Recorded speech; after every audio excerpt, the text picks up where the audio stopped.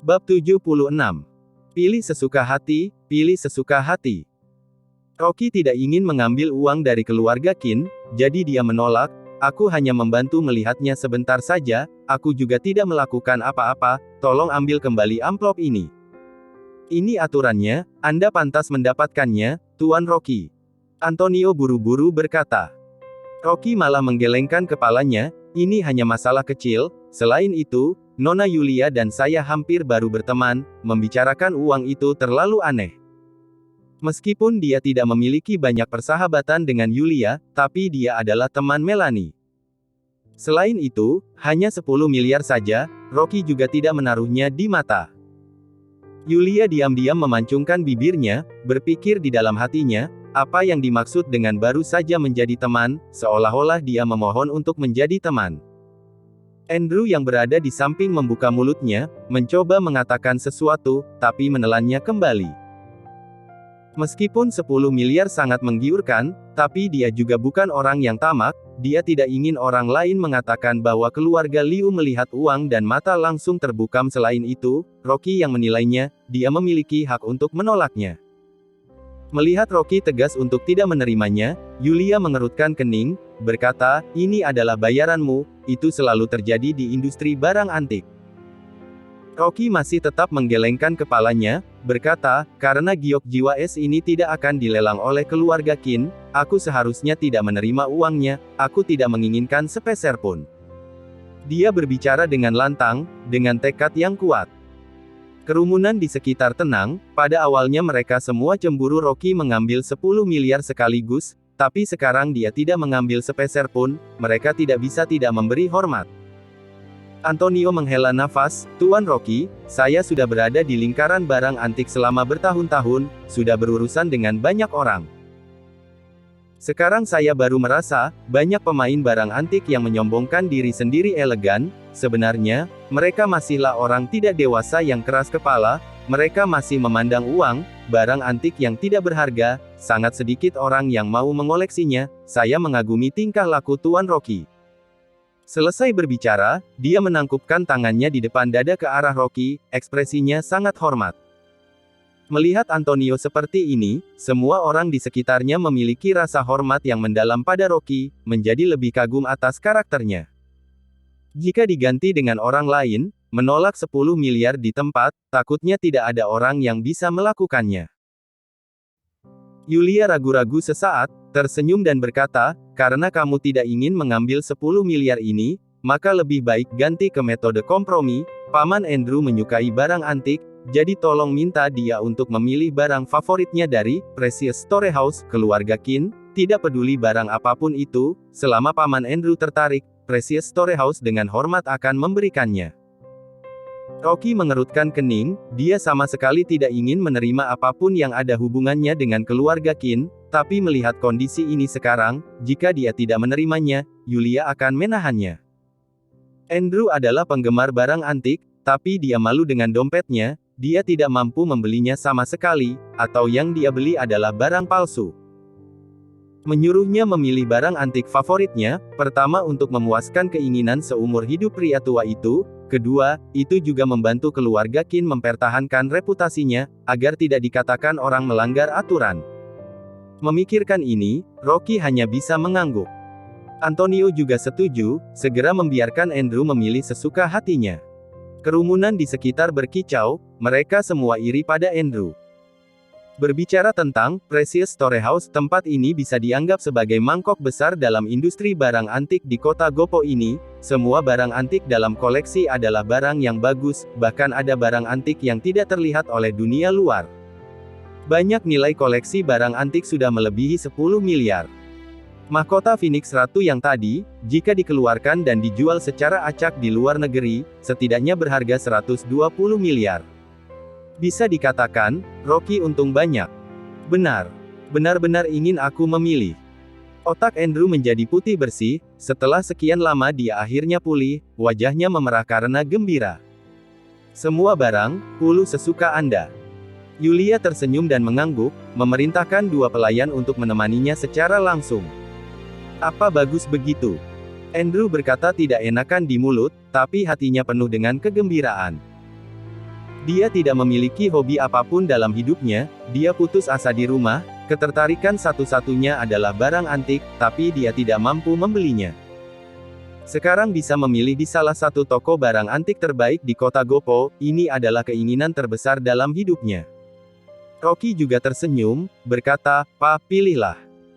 Wajah Andrew memerah, meskipun dia merasa sedikit tidak enak, tapi dia tidak bisa menghentikan cintanya pada barang antik, dia menyeringai dan berjalan ke tempat penyimpanan. Sekelompok orang yang menyaksikan keramaian buru-buru mengikuti, berlomba-lomba memberikan saran. Stempel giok kerajaan dinasti Song itu bagus, itu digunakan oleh Song Shenzong. Setidaknya bernilai 60 miliar. Stempel giok kerajaan apaan? Zibet dinasti Tang itu. Itu adalah persembahan dari barat untuk Kaisar Wu, setidaknya bisa dijual dengan harga 80 miliar. Harus memilih gambar Zhong Kui mengirim putranya, lukisan karya Wu Daozi, itu gambar satu-satunya di dunia. Penonton terus berteriak, ada banyak suara, semua membuat Andrew terombang-ambing untuk memilih yang paling mahal. Di tengah keributan, Andrew berjalan ke rak pohon pir di dekat dinding, menggosok kedua tangannya dengan gugup, bertanya dengan ragu-ragu, kalau ini boleh tidak? Yang ini. Lau tercengang, mengambil langkah besar untuk mendekat. Dia terkejut, seolah-olah bertanya karena tidak yakin, Andrew, kamu benar-benar menginginkan yang ini? Andrew mengangguk. Kerumunan orang juga saling memandang, tidak ada yang menyangka Andrew ternyata memilih benda ini. Hanya sebuah papan catur giok putih. Meskipun papan catur ini berwarna putih halus, tetap merupakan harta karun yang diberikan oleh Master Xuanzang, tapi hanya ada papan catur saja, tidak ada bidak caturnya, jadi nilainya tidak lebih dari 1 miliar. Tapi Andrew memilih papan catur itu, Yulia juga hanya bisa meminta pelayan untuk menyerahkan papan catur padanya. Begitu dia mendapatkan papan catur giok, Andrew sangat gembira, memeluknya erat-erat. Orang-orang yang hadir semuanya bingung, beberapa menggelengkan kepala, menghela nafas, beberapa mengatakan kalau Andrew tidak tahu barang, tapi hanya Rocky yang mengerti kenapa Andrew mengambilnya. Terakhir kali, pemilik paviliun Treasure datang untuk meminta maaf, mereka memberikan 2 kaleng bidak catur antik, tapi tanpa papan catur. Sekarang kebetulan bisa membuatnya menjadi 1 set, nilainya meroket naik. Rocky sesekali melihat di berita kalau 1 set catur batu giok mineral yang dimainkan oleh Kaisar Ming dan selir yang dilelang dengan harga sebesar 100 miliar di luar negeri. Dan 1 set catur yang disatukan Andrew bisa lebih luar biasa. Catur giok adalah harta karun Master Xuanzang, tidak hanya ditahbiskan oleh Master Xuanzang sendiri, tapi juga mendapatkan pengarah dalam jangka waktu panjang di depan Sang Buddha. Mendapatkan kekuatan Buddha, sudah menjadi senjata ajaib untuk mengusir roh jahat, ini adalah 1 set catur satu-satunya di dunia, takutnya harganya bisa di atas 200 miliar. Tapi, Rocky tahu Andrew pasti tidak mengerti betapa berharganya catur batu giok ini, pria tua itu hanya menyukai barang antik dan catur saja. Jadi dia juga tidak mengungkapkan apa-apa. Sulit untuk membeli uang untuk hati yang baik, apalagi Andrew bukanlah orang matrek. Ketika Andrew memegang papan catur dengan gembira, tiba-tiba Rocky mengerutkan kening, melangkah maju ke depan dan berkata, "Pa, apa bisa menunjukkan papan catur itu padaku? Sepertinya ada yang salah." "Apa?" Andrew tercengang, buru-buru menyerahkan papan catur itu pada Rocky. Antonio juga bergegas mendatangi, dia sudah melihat semua barang di sini, jika ada masalah, bukankah itu berarti dia menghancurkan reputasinya sendiri? Di tengah kerumunan orang yang menonton, Rocky dengan hati-hati membalik papan catur dan mengulurkan tangan dan menekannya. Hanya terdengar bunyi klik yang pelan. Di bagian bawah papan catur batu giok, ternyata muncul kotak tersembunyi seukuran kotak sabun. Antonio terkejut, ternyata ada kotak tersembunyi di papan catur ini, aku tidak pernah menemukannya. Bab 77. Organisasi Xuanji.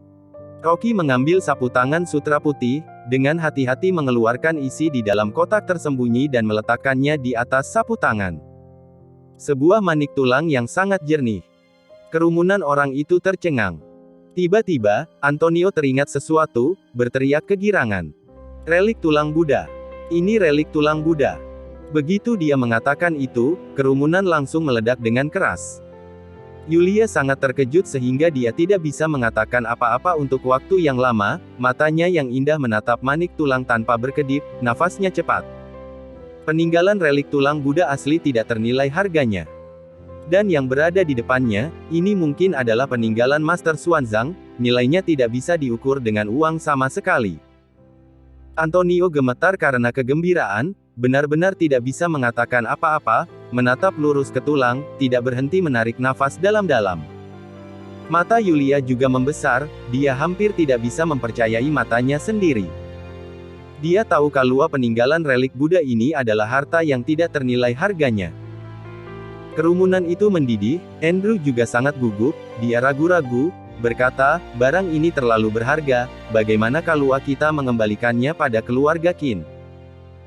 Begitu dia selesai berbicara, Yulia mengerutkan kening, segera menggelengkan kepala, Paman Andrew, karena ini adalah barang yang diberikan oleh Precious Storehouse, sama sekali tidak ada alasan untuk menerimanya kembali.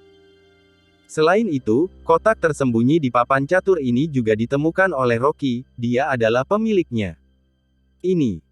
Andrew merasa sulit, seperti memegang kentang panas, tidak melempar atau mengambilnya.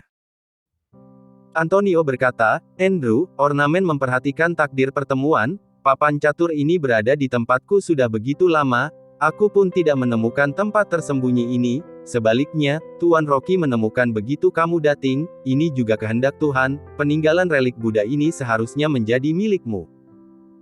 Dengan begini, Andrew baru memandang Rocky, berkata, karena Nona Yulia dan Antonio sama-sama sudah berbicara, aku pikir relik ini juga memiliki takdir dengan kamu ambil saja. Rocky berpikir sejenak, meletakkan relik tulang Buddha di kantongnya, berkata, karena sudah seperti ini, aku akan menerimanya dulu, saat ini masih berguna untukku, setelah aku selesai menggunakannya, aku akan menyumbangkannya ke Museum Nasional. Energi vital dari relik tulang Buddha ini terlalu kuat, dan energi jahatnya rentan terhadapnya. Kebetulan dia ingin memurnikan instrumen sihir untuk mengusir roh jahat dari keluarga Qin, dengan menggunakan aura Buddha dari relik ini, dia sepenuhnya mampu memurnikan instrumen sihir untuk menekan roh jahat. Orang-orang di sekitarnya menggila karena iri, tapi ketika Rocky mengatakan ingin menyumbangnya secara gratis, banyak orang malah merasa dia bodoh, melepaskan kekayaan yang sebesar itu. Oke, pelelangan akan segera dimulai, ayo masuk.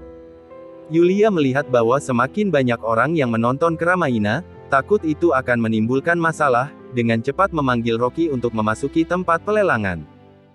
Andrew juga takut akan menarik orang lain untuk menginginkannya, dia bergegas mengikuti ke tengah lapangan. Antonio juga buru-buru menyingkirkan giok jiwa es itu, ingin mencari teman lama untuk menilainya. Exhibition Center adalah bangunan kubah melingkar, lingkaran luarnya dipenuhi dengan kios-kios yang menjual bunga dan burung, tempat lelang ada di tengah. Exhibition Center yang baru dibangun tahun lalu ini dibangun dengan megah, ada kesan dan warna antiknya, biasanya digunakan terutama untuk pameran seni seperti kaligrafi, lukisan dan budaya.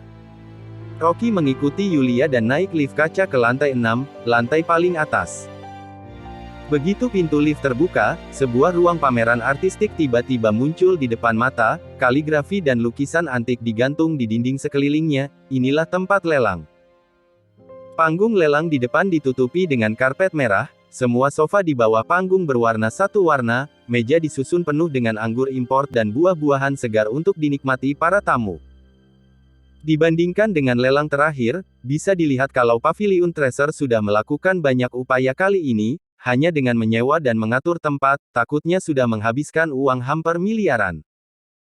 Ruang pribadi Yulia berada di tengah-tengah barisan paling depan, sekelompok orang hendak bergerak maju, tapi tiba-tiba mendengar suara di belakang mereka. Rocky tidak punya waktu untuk menoleh, dia didorong dari belakang oleh beberapa orang, dipaksa untuk minggir.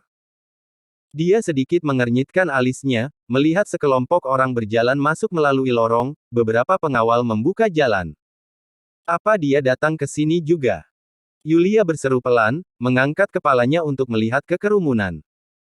Orang-orang yang berdesakan adalah tamu terhormat yang menghadiri pelelangan, tapi saat ini mereka semua mengelilingi seorang pria paruh baya yang mengenakan pakaian berwarna biru, wajahnya dingin dan arogan, penampilannya sangat terhormat.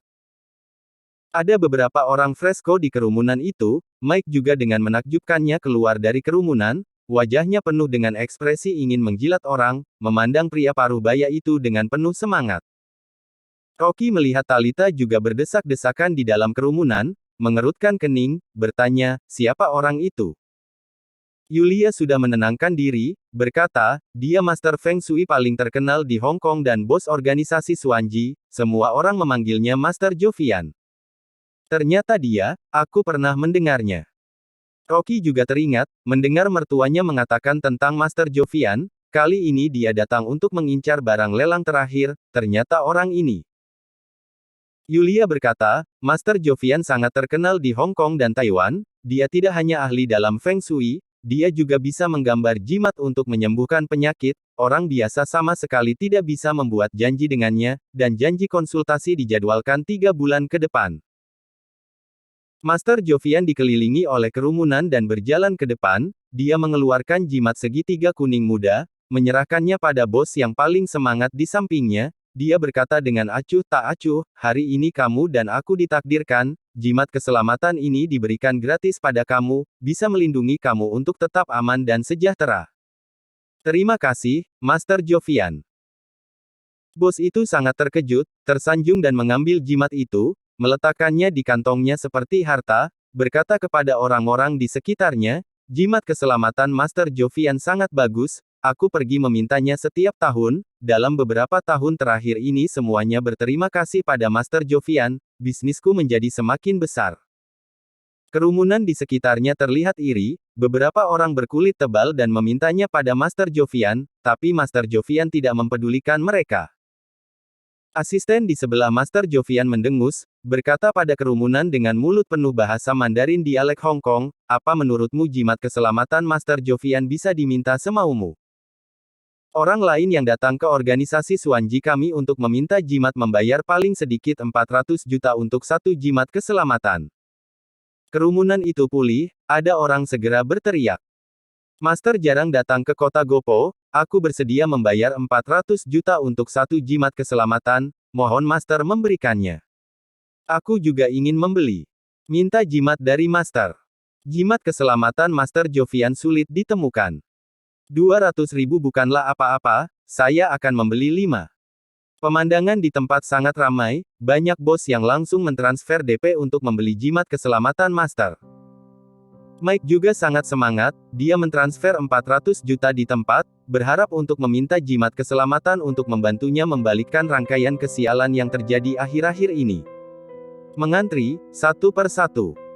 Asisten dengan tidak sabarnya mendaftarkan mereka satu per satu, pemandangan ini sangat panas.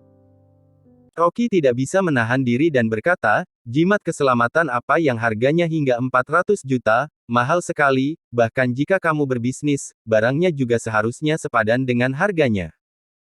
Suaranya tidak keras, tapi Master Jovian malah tiba-tiba mengangkat kepalanya, menatapnya dengan alis mengernyit. Rocky. Mike langsung cemberut begitu melihat Rocky. Master Jovian menjauh dari kerumunan, berjalan ke depan Rocky, melihatnya dari atas sampai bawah, berkata, teman satu ini, mendengar nada bicara kamu, apa kamu punya pendapat tentang jimat keselamatanku? Ini.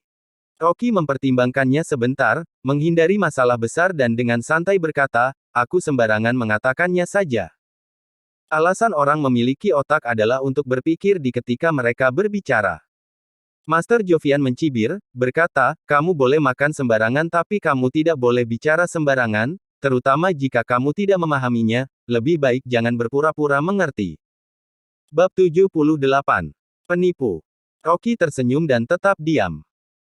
Melihat sekilas saja dia tahu, sepotong jimat keselamatan seharga 400 juta ini tidak memiliki efek sama sekali, paling banyak, orang yang memakai jimat ini membeli kenyamanan psikologis.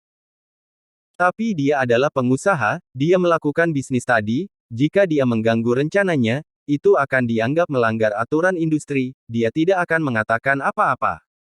Master Jovian mendengus, berbalik dengan marah dan pergi. Pada saat ini, ada keramaian lain di lorong itu, seorang pria paruh baya berjas berjalan masuk. Melihat pria paruh baya ini, banyak bos yang juga mengelilingi Master Jovian sekarang menyambutnya dengan penuh semangat. Oh, Aku tidak menyangka Anda akan datang, Bos Lian. Bos Lian, proyek yang saya telepon Anda untuk didiskusikan terakhir kali, saya ingin tahu apa Anda sudah mempertimbangkannya. Benar-benar pengunjung yang jarang dating, apa Bos Lian punya waktu kosong untuk menikmati makan malam? Orang Parubaya yang masuk adalah Lian, bos perusahaan Weho, tapi perusahaan itu sudah diakuisisi oleh keluarga Lin, dia juga sudah berubah dari Direktur Lian menjadi Bos Lian. Lian hendak mengatakan beberapa patah kata, tiba-tiba ketika dia melihat Rocky, tiba-tiba dengan wajah penuh senyuman mendesak kerumunan dan berjalan ke depan Rocky, mengangguk dan membungkuk, menyapa, "Dir." Rocky segera memberikannya tatapan penuh makna. Lian bereaksi dengan cepat, dia menahan kata-kata yang sudah sampai di mulutnya, setelah tercengang beberapa detik, dia berteriak, "Tuan Rocky, tidak menyangka Anda juga akan berada di sini." "Iya, aku datang untuk melihat pelelangan." Rocky berkata dengan acuh tak acuh, hatinya lega. Untungnya, Lian sudah belajar untuk melihat maksud pandangannya, kalau tidak dia mungkin akan ketahuan, kemudian harus repot-repot menjelaskannya pada mertuanya. "Tuan Rocky, apa sibuk akhir-akhir ini? Telepon saya saat Anda ada waktu luang." Lian bertemu dengan backingan kengannya, dan langsung bergegas untuk menjilat. Jika bukan karena ada begitu banyak orang, dia pasti tidak akan ragu untuk menjilat pantat tuan muda ketiga itu. Melihat Lian begitu bersemangat pada Rocky, para bos yang berkerumun di belakangnya tercengang, pandangan mata mereka menyapu Rocky. Siapa orang ini? Bahkan Lian begitu menjilatnya. Seseorang tidak bisa menahan diri untuk bertanya, "Bos Lian, ini." Sebelum Lian berbicara, Rocky tersenyum dan berkata, "Aku dan Bos Lian pernah bertemu sebelumnya, bisa dianggap berteman." "Ah, benar, benar." Lian juga buru-buru membantu. "Lalu, Tuan Rocky, Anda datang ke pelelangan barang antik, bukan? Tempat duduk saya ada di sana, bagaimana kalau Anda ke sana dan duduk bersama?" "Tidak." Rocky menggelengkan kepalanya, "Aku datang untuk dengan santai mencoba memenangkan sedikit barang kecil, bertemu teman yang mendapatkan sedikit masalah, aku datang untuk melihat apa ada barang yang cocok dan membantunya membuat sesuatu untuk menangkal roh jahat." "Menangkal roh jahat?" Lian tiba-tiba menyadari, "Tuan Jinu, kan? Dia bercerita tentang kamu pada saat makan malam kemarin, mengatakan berkat kamu membantunya melihat Feng Shui, keluarga Qin menjadi tetap damai, dia sangat tersentuh. Jinu mengatakannya padamu." Rocky juga tercengang, tapi kemudian berpikir lagi, Jinu dan Lian memiliki hubungan bisnis, keduanya memiliki hubungan yang baik, selain itu juga bukan rahasia lagi kalau dia membantu Jinu. Mendengar Rocky juga melihat Feng Shui, wajah Master Jovian tiba-tiba menjadi suram. Dia berpikir Rocky berbicara sembarangan tadi, setelah sekian lama, ternyata dia orang di bidang yang sama, wajar saja tadi dia sengaja merusak rencananya. Dia mendengus, dengan sinis, Feng Shui adalah sebuah ilmu, tidak semua orang bisa melihatnya, jika kamu dewa jahat, rumah akan menjadi tidak tenang, keluarga akan hancur. Beberapa kata-kata penipu, lebih baik kurangi mendengarkan dan percaya. Setelah berbicara, Master Jovian berbalik pergi dengan wajah suram. Rocky mengerutkan kening, tidak disangka, Master Jovian sangat berpikiran sempit, bahkan masih dendam dengan satu kalimat tadi. Lian tidak mengenal Master Jovian, jadi dia bingung, dengan hati-hati bertanya, "Tuan Rocky, apa aku mengatakan sesuatu yang salah?" "Tidak." Rocky menggelengkan kepala, berkata, "Lelang akan segera dimulai, aku pergi dulu." Dia tertunda di sini selama beberapa menit, dan Yulia sudah membawa Andrew ke kursi. Rocky berjalan dan duduk, ketika dia melihat ke atas, dia malah melihat Master Jovian dan Fresco duduk di sampingnya, Mike dan Talita juga ada di sana, mereka tidak bisa berkata-kata untuk sesaat. Musuh benar-benar sering bertemu. Tapi, meskipun Mike berada di sisi Fresco, sikap Fresco malah tidak dingin dan tidak hangat, mungkin bukan karena pertunangan kedua keluarga tersebut, ditambah lagi dengan fakta bahwa Talita juga ada di sini, dia mungkin kesal melihat Mike. Mike juga tahu bahwa dia salah, dia terus menunjukkan kesopanan untuk menyenangkannya, mengambil inisiatif untuk membantu Fresco menuang teh dan menyerahkan makanan ringan, ekspresinya baru sedikit lebih hangat. Talita melirik Rocky, tidak tahu bagaimana, dia tiba-tiba teringat orang yang menyelamatkannya hari itu. Setelah tercengang beberapa saat, dia menyapa dengan suara rendah, "Rocky, kamu juga datang." Rocky menyapa, dengan tidak asin atau acuh tak acuh. Talita mengerutkan kening, wajahnya tidak senang, dia dengan baik hati ingin meredakan hubungannya dengan Rocky dan mengambil inisiatif menyapanya, tapi dia tidak menyangka pihak lain akan begitu acuh tak acuh. Master Jovian juga melihat Rocky, mendengus menghina, lalu membalikkan punggungnya. Yulia melihat ekspresi wajahnya, bertanya dengan suara pelan, "Apa yang terjadi pada kamu dan Master Jovian?" "Sedikit perselisihan, bukan masalah besar." Rocky menganggapnya enteng, tidak ingin berselisih dengannya. Para tamu memasuki tempat lelang tersebut satu persatu. MC adalah tuan dari Pavilion Treasure. Pelelangan dimulai setelah beberapa pidato resmi di atas panggung. Karena pembatalan sementara lelang terakhir kali ini ada lebih banyak barang lelang dan 2 kali lebih banyak tamu. 2 orang wanita menggunakan troli membawa barang pertama ke atas panggung. Barang itu adalah pembakar dupa tembaga antik, dengan kabut putih melingkar dan memiliki bau harum. Juru lelang memperkenalkan, ini adalah pembakar dupa arus balik Songhe dari dinasti Song. Ini adalah salah satu koleksi yang diberikan Kaisar dinasti Song kepada Su Dongpo, seorang ahli kaligrafi dan lukisan, dengan 2 kotak ambergris yang digunakan oleh istana di zaman dinasti Song. Metode ini sekarang sudah hilang, menyegarkan untuk dihirup, dan memiliki sedikit efek untuk menyenangkan suasana.